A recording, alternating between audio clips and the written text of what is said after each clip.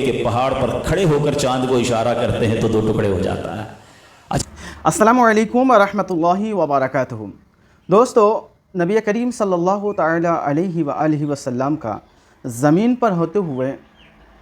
آسمانوں پر حکومت کرنا یہ بہت بڑا معجزہ ہے۔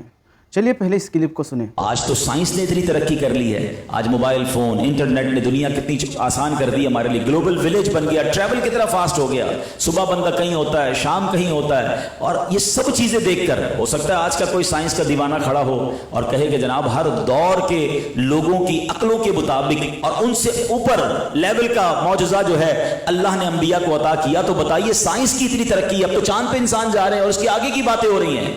مریخ پر اور بلیک ہول اور پتہ نہیں کیا کیا باتیں ہو رہی ہیں۔ تو بتائیں کہ نبی پاک علیہ الصلوۃ والسلام جو اس دور کے بھی نبی ہیں، تو کوئی ایسا معجزہ ہے جو سائنس کو جواب دے سکے؟ ایسا کوئی میریکل ہے؟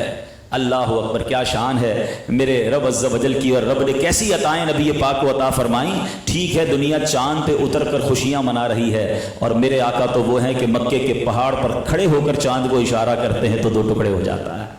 اچھا صرف دو ٹکڑے نہیں ہوا، ہاں کسی بھی چیز کو توڑنا ٹھیک ہے یہ بھی ایک کام ہے، مگر اس کو دوبارہ ویسا ہی جوڑ دینا اٹس کوائٹ ڈیفیکلٹ۔ اور اس زمانے کے لوگوں نے کہا کہ حضور توڑ تو دیا، اب اس کو جوڑ کے بھی بتائیں، اور نبی پاک نے پھر اشارہ فرمایا تو وہ چاند جو ہے ایسا جڑتا ہے کہ آج بھی اس کی چاندنی جو ہے وہ راتوں کو رنگین کر رہی ہے۔ اللہ اکبر، یہ شان ہے جناب رسول اللہ صلی اللہ علیہ وسلم کی کہ چاند پر جانا اور ہے اور زمین پر کھڑے ہو کر چاند پر کنٹرول ہونا اور ہے۔ سبحان اللہ، چاند سے آگے کی جناب باتیں ہو رہی ہیں، ہو سکتا ہے کوئی کاؤنٹر کرے، ٹھیک ہے چاند سے بھی تو آگے کی باتیں ہو رہی ہیں، سورج کے اس مدار کے اندر جانے کی بات ہو رہی ہے، سورج کے مدار پر پہنچنا اور ہے اور سورج کی رفتار کو روک دینا اور ہے۔ صرف روکنا نہیں بلکہ جناب رسول اللہ وہ ہیں صلی اللہ علیہ وسلم، جب مولا علی کی نماز جا رہی ہے، مقام صحبہ ہے اور دعا فرماتے ہیں تو وہ سورج جو غروب ہو چکا ہے، ارے دنیا نے آج تک یہی دیکھا ہے کہ مغرب کے بعد عشاء کا وقت ہوتا ہے، مگر وہ کیسا دن تھا کہ مغرب کا وقت شروع ہونے کے بعد پھر عصر کا وقت ہوتا ہے، پھر سورج واپس پلٹتا ہے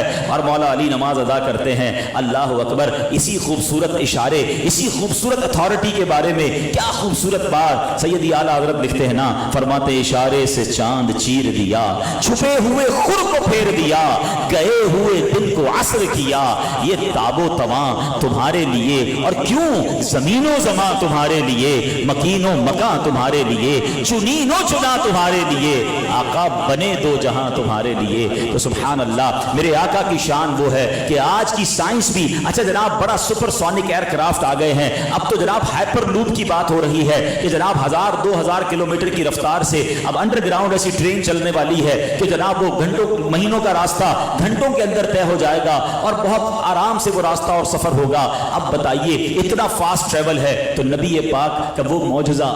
جو معراج کی رات ہوا تھا، سرکار دو عالم علیہ الصلوۃ والسلام ساتوں آسمانوں ساتوں زمین کی سیر کر کے، اللہ اکبر، جنت اور جہنم کے طبقات کا ملاحظہ کر کے رب کی بارگاہ میں کئی بار حاضری دے کر، اور ہاں بیت المقدس میں انبیاء کی امامت کر کے واپس آ جاتے ہیں، اور جس بستر مبارک سے اٹھ کر جاتے ہیں بستر اب بھی گرم ہے، جس دروازہ مبارک کو کھول کر جاتے ہیں وہ کنڈی اب بھی ہل رہی ہے۔ اللہ اکبر، اٹ مینز ٹائم تو ہلا ہی نہیں تھا، وقت تو بڑھا ہی نہیں تھا، اور نبی پاک یہ صدیوں کا سفر کر کے واپس آ گئے۔ یہ کیسے پاسبل ہے؟ تو جناب عشق کی زبان میں تو جواب یہ ہے کہ کبھی گھڑی کا سیل نکال کر دیکھ لیں، سیل نکالیں گے نا تو وقت رک جائے گا، پھر لگائیں گے تو ٹک ٹک کر کے یہ گھڑی پھر چلنا شروع ہو جائے گی۔ تو جواب یہ ہے جناب کہ میرے آقا تو کائنات کی جان ہے نا، ارے جان ہی چلی گئی تھی تو کائنات رک گئی تھی، نبی پاک واپس آئے تو وقت نے پھر چلنا شروع کر دیا۔ اور یہی بات سیدی اعلیٰ حضرت لکھتے ہیں نا کہ وہ جو نہ تھے تو کچھ نہ تھا، وہ جو نہ ہو تو کچھ نہ ہو، جان ہے وہ جہان کی، جان ہے تو جہان ہے۔ سبحان اللہ، یہ شان ہے میرے آقا صلی اللہ تعالیٰ علیہ وسلم کی۔ دوستو، یہ مختصر تقریر آپ نے سماعت کی، اپنا رائے کمنٹ باکس میں ضرور بتائیے گا۔